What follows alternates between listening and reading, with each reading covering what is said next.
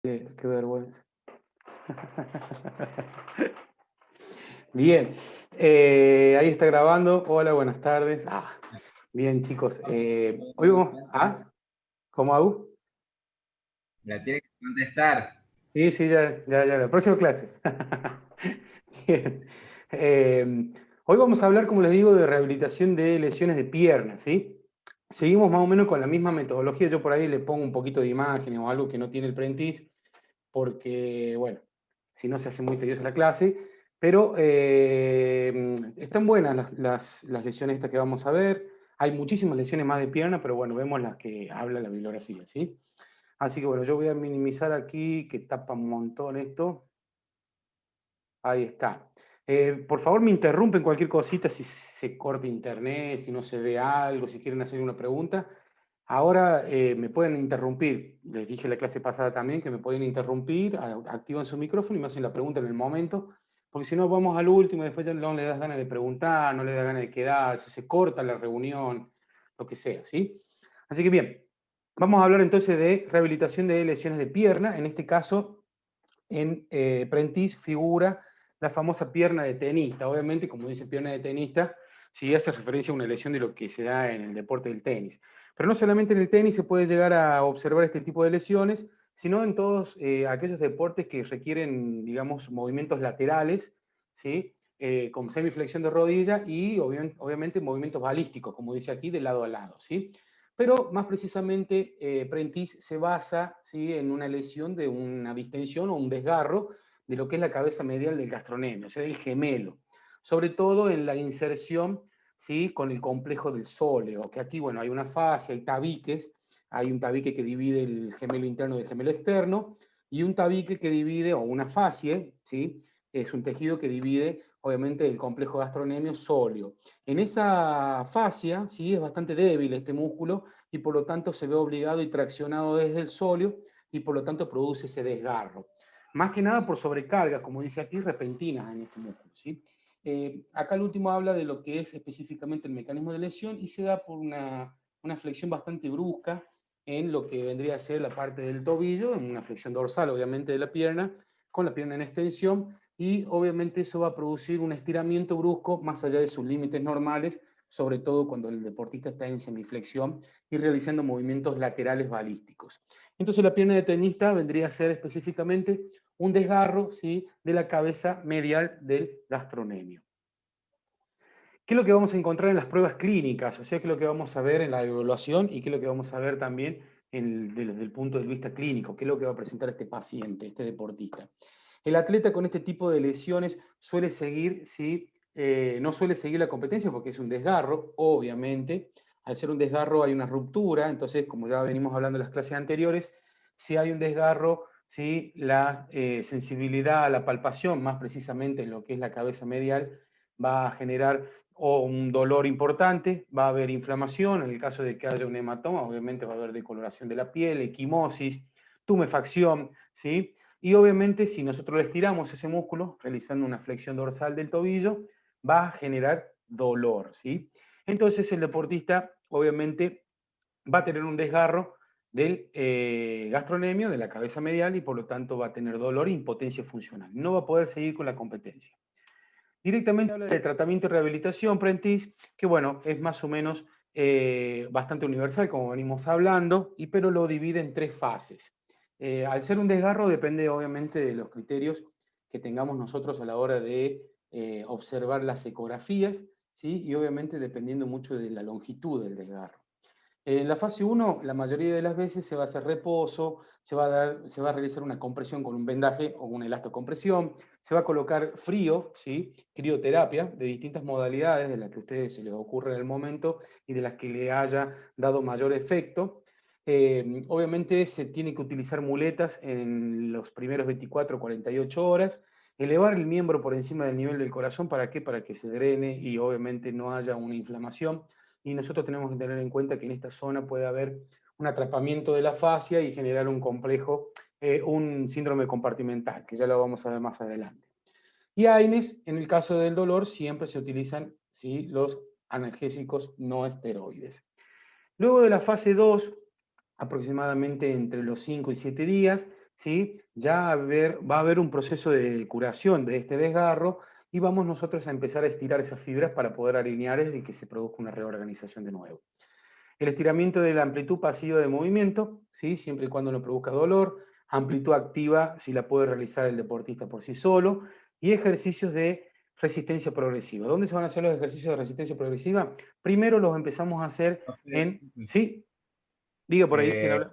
Agus. Al 15 días, recién se podía hacer los estiramientos por el tema de la cicatrización. Después, entre el quinto y el séptimo día, dependiendo del grado de lesión que tenga, obviamente, si es más longitudinal o si es una brecha más importante, digamos, en el sentido que se abre, digamos, en ancho. Si es más ancho, obviamente no hay puntos de, ¿cómo se dice? Puntos de contacto y por lo tanto cuesta un poco más la cicatrización. Por eso siempre se hace una compresión de lo que es el músculo en este caso.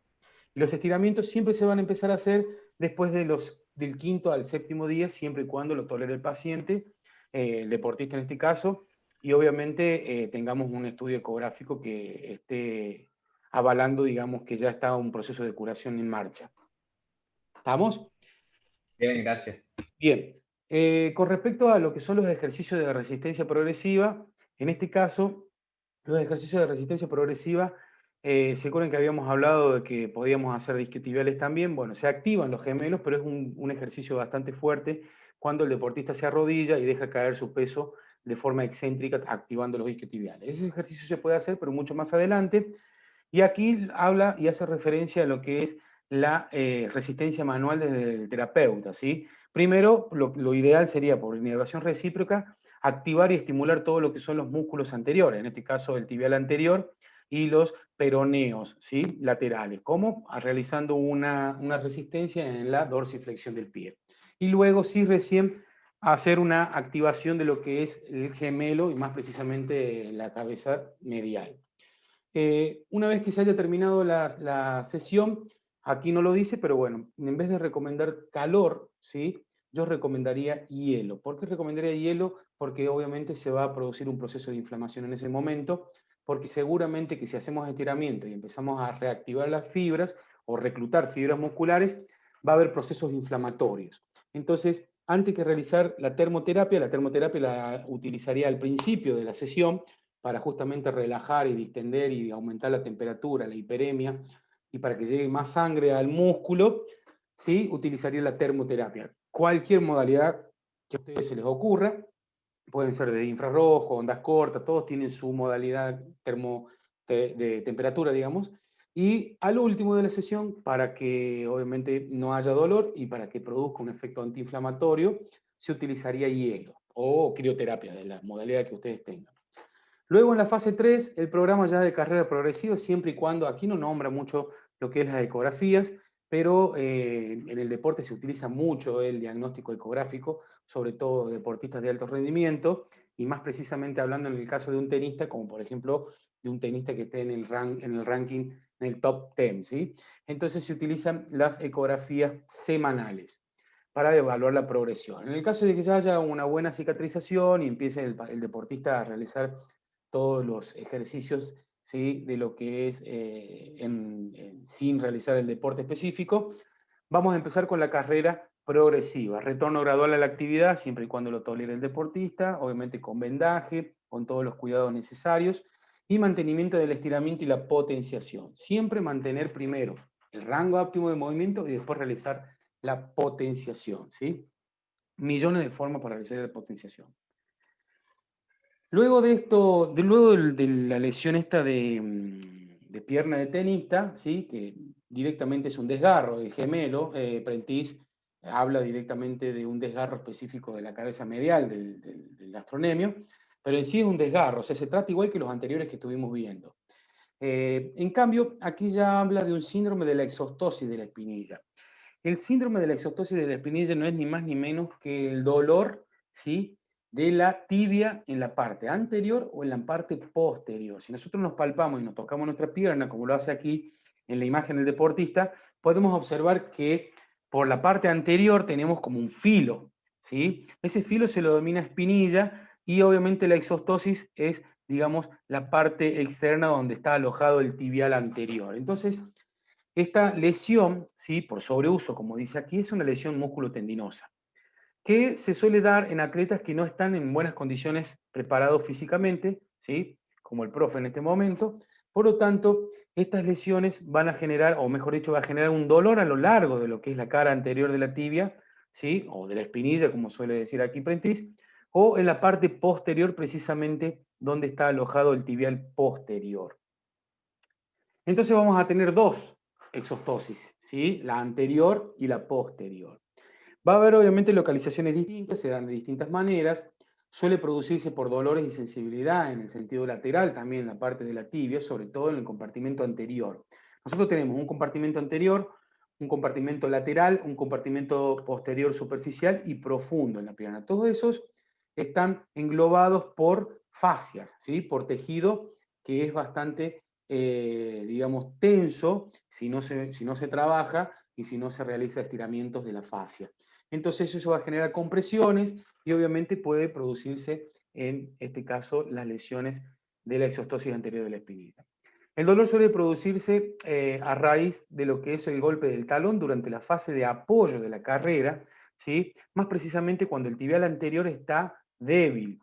El tibial anterior puede estar débil, entonces cuando realiza el impacto del talón, el pie, ¿sí?, cae de forma brusca y por lo tanto el tendón del tibial anterior no tiene la capacidad de frenarlo de forma excéntrica, junto con aquí, como dice aquí, los extensores largos de los dedos y los extensores largos del dedo gordo, ¿sí? Por lo tanto, entonces esa falta de contracción y la debilidad va a generar, ¿sí?, la molestia y la lesión. Y por lo tanto, vamos a tener aquí una alteración de la hiperpronación. A ver, aquí, ¿ven? Bueno, acá anteriormente tengo, se me chispoteó acá y en realidad este link va en la otra diapositiva. Pero bien, en fin. Entonces el dolor puede producirse a raíz de lo que, como dijimos, del golpe y de la debilidad de los músculos, ¿sí?, que tienen que frenar el pie o la caída del pie, sobre todo el tibial anterior. Y la exostosis posterior de la espinilla, ¿sí?, aquí es el movimiento contrario. Suele producirse a lo largo de lo que es la franja posterior, sobre todo en la línea media, por detrás de los gemelos, y suele afectar el tibial posterior al flexor, o sea, en el plano profundo, bien profundo, directamente adosado a lo que es el hueso, todo lo que es el flexor largo del pie, el flexor largo del dedo gordo del pie. Aquí va a haber también una alteración con respecto a la posición del pie. Si nosotros tenemos un pie pronado o una hiperpronación, cuando el paciente realiza un movimiento de lo que es la articulación subastragalina, ¿sí?, en el momento de apoyar el talón, ¿sí?, obviamente cuando nosotros apoyamos el talón, el pie realiza una supinación y cuando vamos a apoyar la parte media del pie, realiza una pronación. Entonces, si no se produce esa supinación en el talón, en el golpe del talón, el músculo tibial posterior va a estar obligado a tener un movimiento o una sobresolicitación en exceso para poder frenar este mecanismo. Entonces, la pronación o la hiperpronación del pie va a generar un dolor, ¿sí?, a la hora de realizar la marcha. Para que se den cuenta, vuelvo para atrás porque tengo el link aquí. Vamos a ver un pequeño videito, me dicen si se ve bien, es de YouTube. Y van a observar cuándo es la pronación y la supinación, simplemente para que lo vean a modo de imagen. Y obviamente hay que tratar de ver en lo posible cuándo se realiza la pronación y la supinación en la marcha, ¿sí? A ver, ahí se está cargando. Ahora lo ponemos play. Bien. Aquí lo que más me interesa a mí, que ustedes puedan Profe, observar. Sí, no se está viendo, ¿no? nada, nada, nada. No, sigue la diapo. ¿Sigue la diapo? Ah, no me digas. A ver, espera. Eh, Se me quemaron los cables. Voy a dejar de compartir aquí, así voy a compartirles el video. Y ahí volvemos a compartir la pantalla, ¿sí? Evidentemente es eso. ¿Ahí están viendo el video? ¿Ven? Sí, ¿Ven el ahora sí. video? Bárbaro, bien. Miren, ahí cuando yo lo pare, ¿sí? Se van a dar cuenta, son los movimientos del tobillo básicos, chicos, tampoco es la pronación y la supinación, se van a dar cuenta, bien, vista medial, como dice aquí, ¿sí? Eso sería la supinación. Lo que yo quiero expresar es que cuando apoya el talón, ¿sí? Imagínense que en esta posición el pie está sin apoyar lo que es la planta del pie en el piso, ¿sí? En el suelo. Entonces, cuando el talón realiza el movimiento de apoyo, ¿sí? El pie va en supinación y luego va a empezar a caer y a descender para evitar, obviamente, que caiga el antepié. Esa amortiguación, ven, ahí se va a pronación. Esa amortiguación ahí en exceso, obviamente acá está mostrando la pronación excesiva. Si un deportista tiene la cabeza del astrágalo, ¿sí? En rotación interna, que ya la vamos a ver en la próxima clase, van a observar que tiene obviamente pie plano y un pie hiperpronado. Entonces, cuando veamos el tibial posterior que va por aquí, por la parte anterior, por la parte interna de lo que es el malleolo interno, va por debajo, si ese tibial posterior está debilitado, cuando realice la marcha y produzca el impacto y el pie se va a pronación o hiperpronación, como lo marca aquí en el video, ¿sí? Va a haber un exceso de tensión en el tibial posterior. Entonces nos va a dar el dolor, ¿sí? Como si fuera una tendinitis del tibial, como si fuera una tendinitis, perdón, de lo que es el tendón de Aquiles, con dolor en la pantorrilla. Pero en realidad la pantorrilla está bien, sino lo que está doliendo y está el dolor mucho más interno en lo que es el tibial posterior junto con los flexores de los dedos y el flexor gordo y el flexor del dedo gordo del pie. Ahí, como pueden observar, se va a la pronación, ¿sí? Después lo podemos ver de frente, vista frontal, cómo se observa. Entonces, la supinación, en teoría ahí cuando realiza la marcha o cuando va corriendo, el deportista obviamente apoya el talón hacia una supinación y luego va a una pronación. Entonces, cada vez que nosotros corramos, lo pueden observar ustedes, ¿sí? Cuando lo hagan ustedes cuando hagan ustedes una carrera o cuando tengan que correr, se van a dar cuenta ustedes que cuando corren, apoyan ustedes el talón, ¿sí? Y llevan a una supinación primero y una pronación, una supinación y una pronación, una supinación y una pronación. Ese es el movimiento normal del pie. Entonces, si nosotros tenemos una hiperpronación, vamos a estar obligados, ¿sí? A que el tendón del tibial posterior esté en exceso, obviamente, de tensión. Obviamente eso hay que trabajarlo en lo posible y prevenirlo, ¿sí? Ahora yo les voy a compartir de nuevo lo que es la diapositiva. Bien, entonces, a ver si pasa ahí. Bien, entonces quedamos aquí en la exostosis. Entonces, ¿qué es lo que tenemos que saber y qué es lo que tenemos que tener en cuenta? Que la exostosis en sí es obviamente un dolor a nivel tibial, ¿sí? Puede ser anterior o puede ser posterior. ¿Cuáles son las causas y la postura del pie? Si nosotros tenemos una hiperpronación o tenemos un pie cabo, por ejemplo, también puede producirse, y una debilidad de los músculos anteriores de la tibia va a generar dolor en el lugar, ¿sí? Si es un deportista, por ejemplo, que realiza trial running, o que es maratonista. Es muy común. Entonces, lo que tenemos que nosotros saber es destacar en dónde se localiza, si es anterior y si es posterior, y qué músculo es el que está produciendo esa alteración biomecánica. Y obviamente si ese deportista tiene un dolor importante, trabajar la hiperpronación que de seguro la debe tener y mejorar el calzado, etcétera, etcétera. Ahora vamos a ver las causas, ¿sí? Que es el pie hiperpronado, errores de entrenamiento, ¿sí? Tendón de Aquiles demasiado rígido también puede colaborar, y el calzado inapropiado. Esto son causas bastante comunes en las actividades de la vida diaria. Como pueden observar aquí en la imagen, tenemos el pie izquierdo, el tendón de Aquiles está perfectamente alineado y el pie del lado derecho está pronado, ¿sí? Aquí, quedan 10 minutitos, ya después de último pasamos el link por WhatsApp. Aquí, como pueden observar, el calcáneo está hacia la parte externa, ¿sí? Pueden observar aquí la famosa cintura que se suele hacer en el tibial, en el malleolo externo, en el peroné, y en la parte interna siempre va a sobresalir la cabeza del astrágalo, ¿sí? Eso es un pie pronado, entonces esto va a obligar a que el tibial posterior esté sumamente tenso. Y cuando realice la marcha, obviamente si los tibiales anteriores y los músculos propios de la pierna, la parte anterior, están débiles, ¿sí? Puede producirse este dolor. Más de uno de ustedes debe haber jugado al fútbol, en el caso de los varones, si hay mujeres también que juegan lo pueden haber sentido, cuando por lo general no patean mucho la pelota o hace mucho tiempo que no patean la pelota, genera un dolor y un dolor y una tensión en lo que es el tibial anterior cuando patean mucho la pelota, y eso obliga a tener una marcha defectuosa. Y cuando quieren realizar la marcha, normalmente realizan como una especie de marcha de stepage porque está adormecido y con bastante dolor el tibial anterior. Lo he visto y lo he vivido también como deportista en su momento.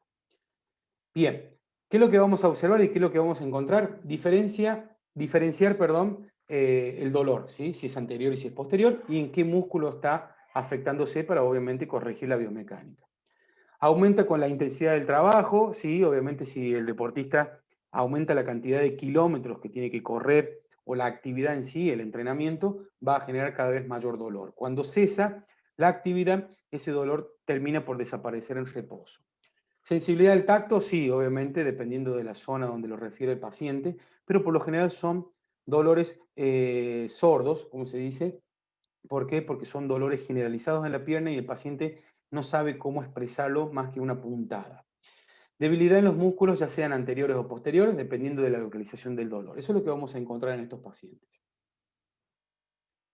Otra de las lesiones que suelen darse en la pierna, ¿sí? Son las famosas periostitis, que la deben haber escuchado y hay tesis y un montón de cosas que andan dando vuelta por ahí. Es la periostitis, que obviamente es la inflamación del periósteo, ¿sí? Sobre todo de la parte donde se insertan el tibial anterior, en la cara anterior de la tibia. Eso se suele dar por una sobrecarga o por estrés en aquellos pacientes que realizan trail running, por ejemplo, que suben montañas o que tienen actividades de alto impacto, como por ejemplo en el básquet, en el vóley, en esos deportes que requieren mayor saltabilidad. Tratamiento fase 1, fase 2, fase 3, parecido a lo que es la anterior, obviamente. En la fase 1 no pueden salir por 15 días, no, mentira. En la fase 1, reposo, manejo con hielo, AINES, entrenamiento cardiovascular sin peso, acá agrega algo más de lo que venimos hablando.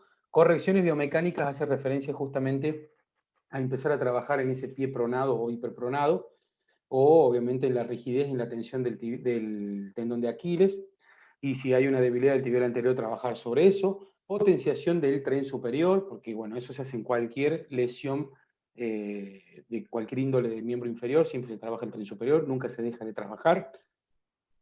Fase 2, hielo, estiramientos, ejercicios de resistencia progresiva, ¿sí? Y aquí habla de calor y ultrasonido específicamente. Está bien, no está mal.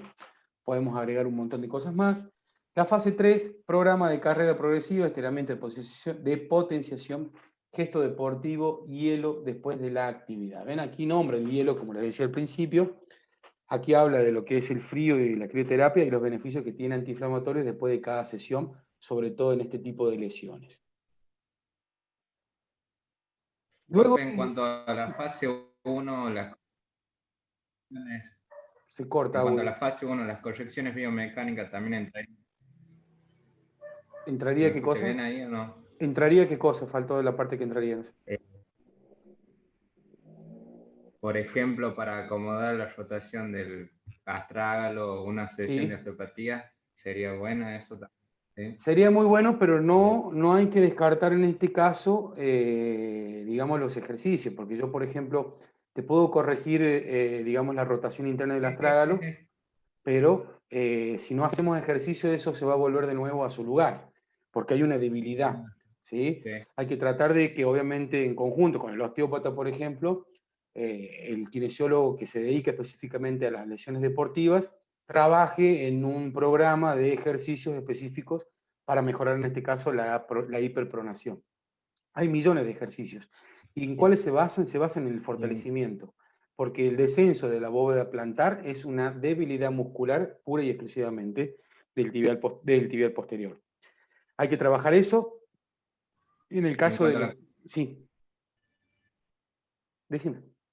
Del astrágalo se haría en fase 1 también lo que le estoy preguntando. La manipulación ¿Eso aquí se puede hacer en fase 1? Claro, porque es la causa, no es la consecuencia. La consecuencia es el dolor. La causa es justamente la hiperpronación. Si yo, ¿qué puede ocurrir con un paciente de esto? Por ejemplo, me llega un deportista al consultorio con una hiperpronación. ¿Y qué me dice? No, me duele la pantorrilla muchísimo. Yo empiezo a tocar y trabajo la fascia. Cuando me doy cuenta está súper tensa la fascia y después me doy cuenta de que tiene una hiperpronación. Esa hiperpronación va a producir, más allá de lo que es el síndrome de la exostosis posterior por debilidad del tibial posterior, va a producir también una tensión en lo que es el tendón de Aquiles y en toda la cadena muscular posterior. ¿Sí? Se trabaja obviamente en osteopatía toda la cadena posterior, hasta la nuca, para que te den idea, hasta el occipital. Pero, como me decís vos específicamente, corregir la biomecánica del pie manipulándolo al astrágalo y después ahí sí, obviamente, el paciente en un 70-80% se le disminuye el dolor en el momento. ¿Por qué? Porque le corregiste la causa de que le está produciendo el dolor. Entonces, si vos le corregís esa rotación interna que tiene del astrágalo, lo obligás al paciente a caminar mejor. Al empezar a caminar mejor, no va a haber una sobresolicitación, en este caso, del tibial posterior. Entonces, después, sí, obviamente se hace un plan de entrenamiento de esos músculos para que, obviamente, se mantenga esa posición. Si no, cuando vuelva a correr de nuevo, el astrágalo va a querer volver de nuevo a caerse hacia la parte interna. ¿Se entiende? De 10, profe, gracias. Bárbaro. Bien. Una vez que ya vimos entonces todo lo que es la exostosis, ¿sí? Que no es, digamos, el nombre, o sea, el síndrome de la exostosis es un nombre bastante largo y raro que no lo deben haber escuchado nunca, pero si se dan cuenta, lo pueden haber sufrido ustedes cuando van a correr, por ejemplo, en superficies duras o cuando juegan al pádel, por ejemplo, en superficies duras, y pueden darse cuenta de que tienen dolores en la tibia, en la parte anterior, en la parte posterior, y se puede llegar a deber producto de la hiperpronación o una alteración en lo que es la biomecánica del pie. Luego tenemos otra lesión bastante común en el deporte, que es la bursitis retrocalcánea. La bursitis retrocalcánea, como lo tenemos aquí en la imagen, es una bolsita, ¿sí? Que obviamente previene la irritación del tendón cuando se desliza, ¿sí? Por el astrágalo. Entonces esa bolsita la tenemos en la cara anterior de lo que es el tendón de Aquiles y se va a alojar en la parte posterior del astrágalo, por encima del calcáneo.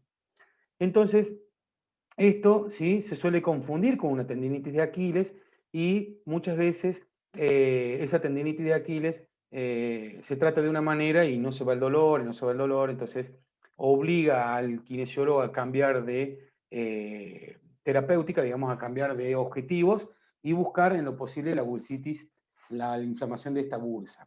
¿Qué suele ocurrir y qué suele pasar?